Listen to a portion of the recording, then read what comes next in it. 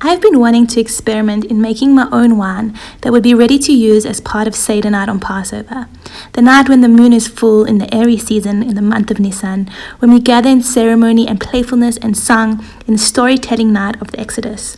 To make things a little more complicated though, this year is Shemitah, that is the sabbatical of the land, and so there's a lot of extra care I need to take in using the land's produce. There were so many grapes around that were just starting to rot, so I picked, cleaned and sorted them. Back in the temple days, we used to give a portion of the produce to the priests in the temple. This is called Truma and Masa, but I don't need to worry about this year because at Shemitah, the grapes don't technically belong to anyone. Also, I want this to be for Pesach, so I need to be mindful of all the utensils and vessels I use to ensure that they're kosher for Pesach. Today I got a new fermentation jar, and I took it to the mikveh. That's a nearby cave that has water naturally collected in the rainy season. Here I got to sanctify the vessel that will be housing the wine, and hopefully not vinegar, that I'll be using on Seder night next spring.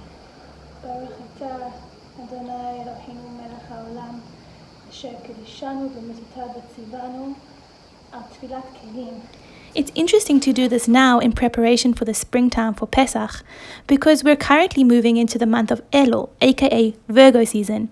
And Elul is the month before the high holy days of Rosh Hashanah and Yom Kippur, where we're taking these inner inventories in preparation for them.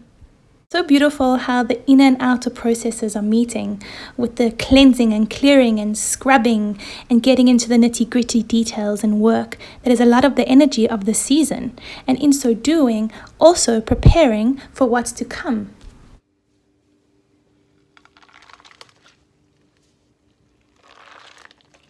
Honestly though, this is the real reason why I'm doing this. I just wanted to get my feet to squish those grapes and have that whole experience. I really enjoyed this part.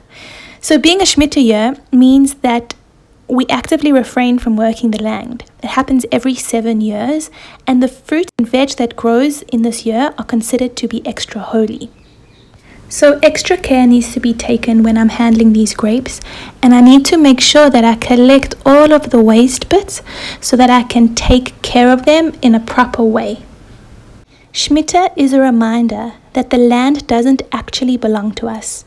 It's a letting go of control and trusting that even without our human input, the land will still nourish us. It's a reminder that even our waste products, or the parts that we've cut off and considered not fit for consumption, are also holy, and we need to treat them with care. This is what will make my wine kosher and ready to use in our ceremonial storytelling of redemption and Exodus. It's time to seal up the jar. It's so fun being in sync with the seasons and cycles in this way. Starting off this process now and letting it evolve and mature with time. The meditative quality throughout with attention to details, and the sensual enjoyment of getting my hands and feet juicy. Using this as part of my spiritual practice with my lineage as a Jew in this beautiful land in Jerusalem. Wow, I have no idea how this is going to go. I've just Googled and watched a bunch of YouTube videos, so this is a total experiment. So who knows how it will turn out? I surely don't.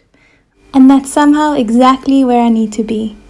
Happy Elul and Virgo new moon.